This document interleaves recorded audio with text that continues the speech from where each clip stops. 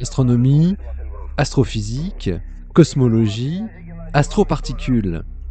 Ça se passe là-haut. Salut à toutes et à tous. Une équipe d'astrophysiciens chinois a réussi à mettre en évidence un lien entre la détection par Fermi-LAT d'une émission gamma signant le réveil du blazar NVSS J1718 plus 4239 après une longue période de calme et la détection d'un neutrino énergétique par IceCube.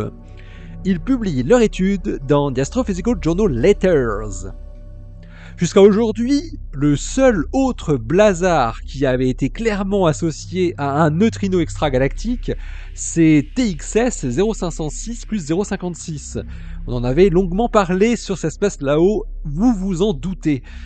Mais ce blazar se trouve beaucoup plus près, à un redshift de 0,33, ce qui veut dire 9,94 gigannées après le Big Bang. Comme les neutrinos interagissent faiblement avec la matière et voyagent sans être déviés dans les champs magnétiques, ils fournissent des informations clés sur des environnements cosmiques extrêmes qui seraient autrement opaques.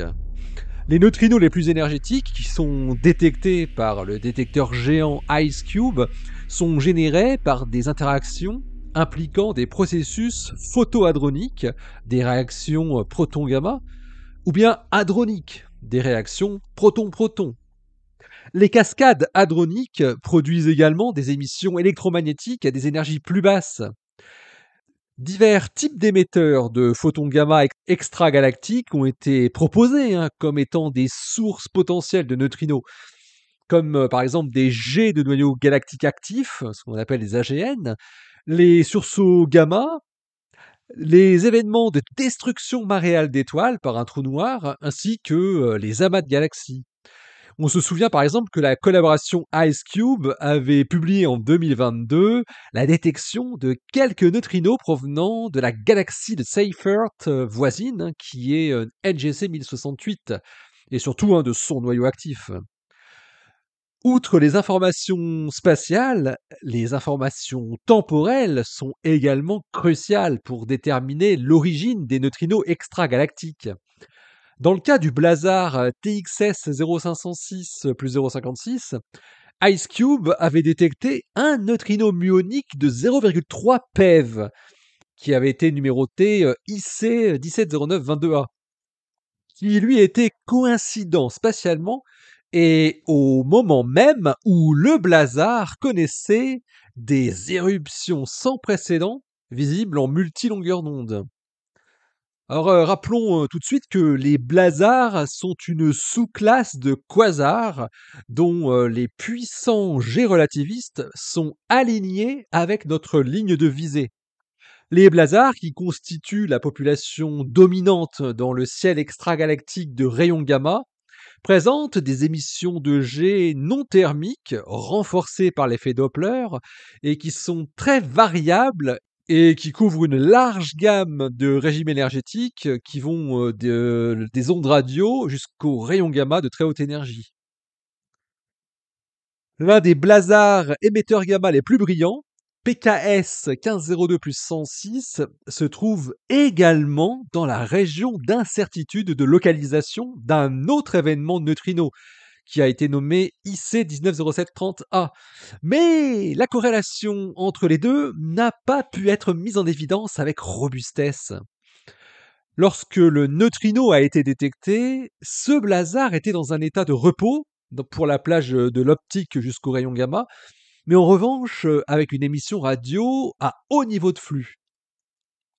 Alors le blazar NVSS J1718 plus 4239, lui, avait été identifié comme la contrepartie à basse énergie de la source gamma 4FGL J1718 plus 4237, et qui est l'unique source de rayons gamma identifiée dans la même région du ciel que celle de l'événement de neutrino IC 201221A, détecté par IceCube. Comme son nom l'indique, c'est le 21 décembre 2020 que cet événement neutrino de type TRACE a été détecté avec une énergie de 0,174 PeV, donnant une probabilité de 56,4% d'être d'origine astrophysique. Et Xiongjiang de l'université de Guizhou et ses collaborateurs ont observé que quelques dizaines de jours après la détection du neutrino par IceCube, une activité de rayons gamma avec un flux décuplé a été détectée en provenance du blazar, et ce, après une longue période de repos de 12 ans où aucun photon gamma n'avait été détecté par Fermilab en provenance de cette source. D'autre part, les chercheurs indiquent qu'une éruption optique a également été identifiée par le Zwicky Transient Facility 115 jours après le jour d'arrivée du neutrino, ainsi qu'un flux infrarouge élevé par le Wide Field Infrared Survey Explorer. L'étude approfondie de la source gamma 4FGL J1718 plus 4237, qui est l'unique source de rayons gamma connue dans la région d'incertitude angulaire d'IC 201221A, indique que deux sources radio apparaissent dans son rayon de localisation, avec l'une des deux qui coïncide avec les émissions de rayons gamma et optiques et infrarouges qui sont détectées. Les chercheurs chinois ont ensuite effectué des simulations Monte-Carlo, prenant en compte à la fois les informations spatiales et temporelles, pour calculer la probabilité d'une coïncidence fortuite. Eh bien, ils trouvent une probabilité de coïncidence fortuite de 3%, suggérant donc que le blazar NVSS J1718 plus 4239 est un émetteur possible de neutrinos. Et le spectre optique révèle des raies d'émission avec un redshift Z de 2,68, plus ou moins 0,01.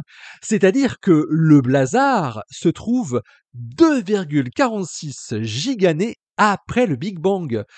Ce qui veut dire aussi que les photons et le neutrino ont voyagé durant plus de 11 milliards d'années. Il s'agirait donc du premier blazar candidat émetteur de neutrinos avec un redshift supérieur à 2.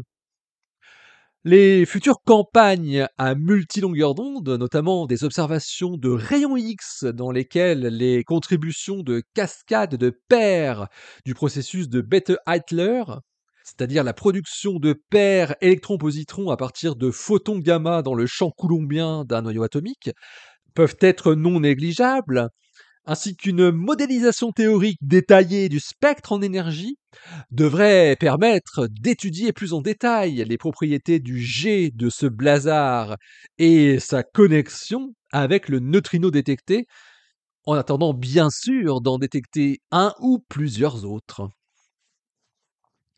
L'article de Xiongjiang et ses collaborateurs est paru dans The Astrophysical Journal Letters, le volume 965, daté du 4 avril 2024, et avec le titre Le réveil d'un blazar à un redshift de 2,7, coïncident temporellement avec l'arrivée de l'événement neutrino cospatial IC 2012-21A. Allez, d'ici la prochaine, portez-vous bien, restez bien les yeux vers le ciel et puis restez bien les pieds sur terre, hein. Allez, salut!